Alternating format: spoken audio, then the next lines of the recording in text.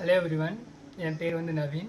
நான் send Joseph's காலேஜில் MSc chemistry முடித்த உடனே டாடா எலக்ட்ரானிக்ஸில் இப்போ சீனியர் டெக்னீஷியனாக ஒர்க் பண்ணிகிட்ருக்கேன்.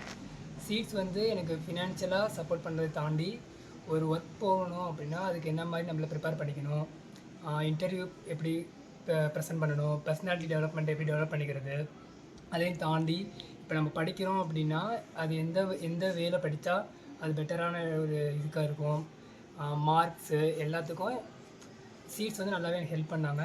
இப்போ ஜாயின் பண்ணிக்கிற ஃபஸ்ட் இயர் ஸ்டூடெண்ட்ஸுக்கு என்ன சொல்கிறேன் அப்படின்னா, நீங்கள் கரெக்டான ஒரு ஸ்காலர்ஷிப் தான் ஜாயின் பண்ணியிருக்கீங்க.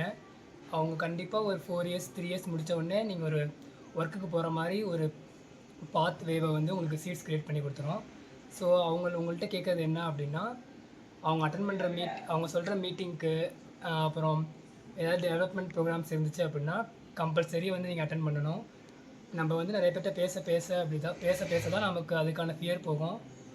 இப்போ இன்டர்வியூ போனாலே நமக்கு தெரியாத ஒருத்தவங்கள்ட்ட பேசுகிறதுக்கு இந்த மாதிரி நம்ம பர்சனல் டெவலப்மெண்ட்டு இந்த மாதிரி அவங்க எக்ஸ்ட்ரா கோர்ஸஸ் ஸ்கில்ஸ் டெவலப்மெண்ட் கோர்ஸ்லாம் வைக்கும்போது நம்ம அட்டன் பண்ண நம்ம அவங்கள்ட்ட இன்ட்ராக்ஷன் பண்ணோம் அப்படின்னா இன்னும் கொஞ்சம் பெட்டராக நமக்கு அந்த ஃபியர்லாம் போகும், இன்டர்வியூ அட்டன் பண்ணுறதுக்கு ஈஸியாக இருக்கும்.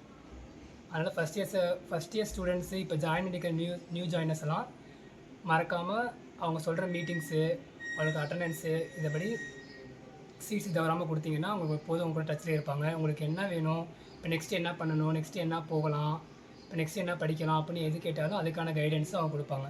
அதனால் நல்லா யூஸ் பண்ணிக்கோங்க. நீங்களும் ஒரு பெஸ்ட்டு ஃப்யூச்சருக்கு போகணுன்னு உங்களுக்கு கங்க்ராச்சுலேஷன் சொல்லிக்கிறேன். தேங்க்யூ.